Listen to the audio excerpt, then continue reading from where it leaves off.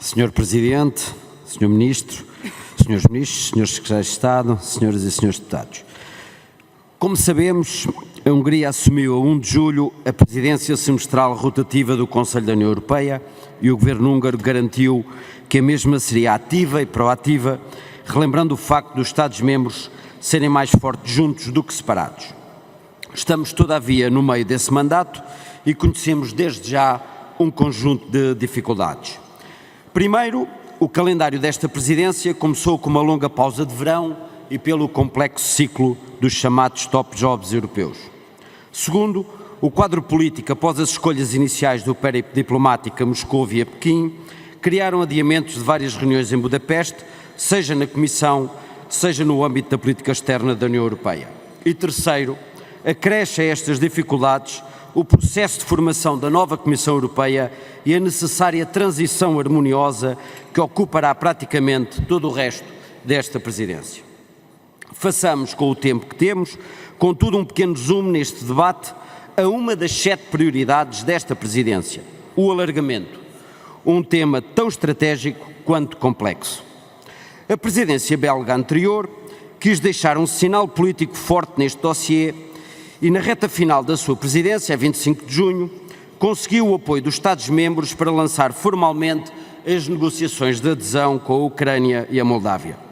Mas nesta presidência, a Hungria colocou a sua prioridade de forma inequívoca nos Balcãs Ocidentais, assumindo o papel de um dos maiores defensores de adesão à Sérvia à União Europeia, podendo esta relação abrir caminho à criação de um novo bloco geopolítico distinto na região, no que parece ser um tempo de um certo regresso da geopolítica e da alteração da ordem mundial.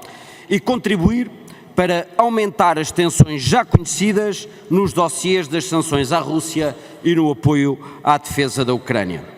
Precisamente, a continuação da agressão da Rússia contra a Ucrânia reforça a importância da política de alargamento da União Europeia. Nunca como agora, a Europa foi um bem tão precioso de paz e fazer parte da União passou a ser, além de uma vontade de progresso económico e social, sobretudo uma garantia de paz e de pertença a um grande bloco geopolítico estável e unido que urge preservar. Mas como vamos fazer na União? Teremos um processo de entrada conjunta, como em 2004, ou um sistema de regata em que os candidatos vão entrando à medida que demonstram responder aos critérios?